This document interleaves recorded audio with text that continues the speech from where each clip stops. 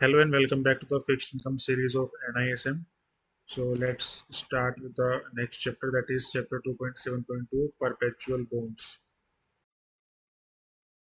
Chapter 2.7.2, perpetual bonds.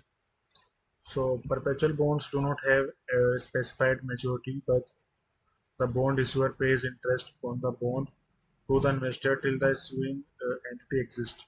The yielding offered by these bonds is significantly higher due to the associated high risks such as perpetual bonds are lower in area of liquidation in order of liquidation, and they are considered as subordinate to senior level bonds. The perpetual bonds are non-cumulative in nature, and the interest is not guaranteed in case of loss made in a year. Perpetual bonds have call provision which can be used by the issuer to call back the bond. Perpetual bonds have very low liquidity and is extremely difficult to sell such bonds in the market. In India, bonds and non-banking finance companies, that is NBFCs, have been major issuers of the perpetual bonds to meet the Basel III norms, also known as 81 instruments. Chapter 2.7.3, 81 bonds. As per Basel III norms, Indian banks have to maintain capital at a minimum ratio of 11.5% of their risk-weighted assets. Out of this, 9.5% needs to be in Tier 1 capital and only 2% in Tier 2 capital. Tier 1 capital can include perpetual bonds without any expiry date. These instruments are often treated as quasi-equity. RBI is the regulator for these bonds in India. 81 bonds carry a face value of 10 lakh per bond and are complex hybrid products. These bonds pay higher rate of interest compared to similar non-perpetual bonds. However, the issuing bank has no obligation to pay back the principal to the investors. Bank issuing 81 bonds can skip interest payouts for a particular year or even reduce the bond's face value without consulting their investors. These thresholds are specified in their offer terms. Moreover, for a bank on the brink of collapse, RBI can direct the bank to cancel its outstanding 81 bonds without consulting its investors. Chapter 2.7.4, Tier 2 bonds. Tier 2 bonds are components of Tier 2 capital, and these are subordinate to Tier 1 capital and further divided into upper and lower Tier 2 capital. Features of Tier 2 bonds issued by banks in India are it is issued for raising capital only. It can be 50% of the total capital of the bank. Original maturity is 15 years for upper tier and 5 years for lower tier. Upper tier 2 instrument can be issued in foreign currency up to 25% of unimpaired tier 1 capital.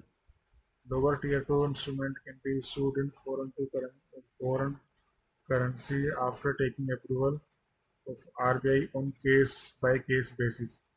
Call option is allowed subject to certain conditions. These are subordinated bonds. Chapter 2.7.5, Savings bonds, also known as RBI savings bonds.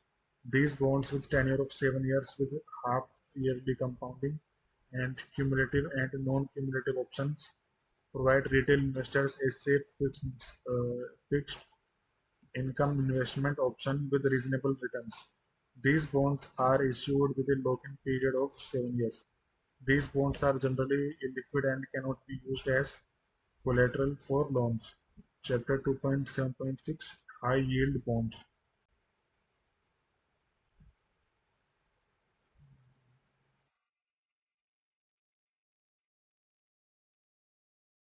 High yield bonds are bonds that pay very high interest rates because they have lower credit ratings than investment grade bonds. These bonds are more likely to default and hence they must pay a higher coupon or yield than investment grade bonds to compensate investors. Chapter 2.7.7, Green Bonds. So green bonds are a type of bond designed to raise funds to invest in environmental or climate change mitigation projects. Green bonds are issued by financial, non-financial, or public entities where the proceeds are used to finance 100% green projects and assets. Green bonds are also a barometer for the impacts of climate change on the financial system. The development of vibrant green bond markets allow countries and organizations to mobilize traditional debt investments into projects that can have positive environmental impacts for society. Green bonds also give investors an opportunity to meet their environmental, social, and governance, that is ESG, objectives by creating low carbon investments. In November 2008, the World Bank issued its first bond in response to a request from a group of Swedish pension funds seeking to invest in projects that address climate change.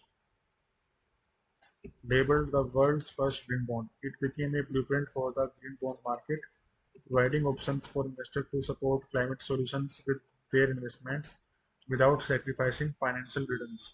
As per the Economic Survey 2019 to 2020, India with $10.3 billion worth of transactions in the first half of 2019 now has the second largest emerging green bond market after China. Green bonds are designed to raise funds which are then exclusively used for legally documented green projects and environmental or climate change mitigation projects.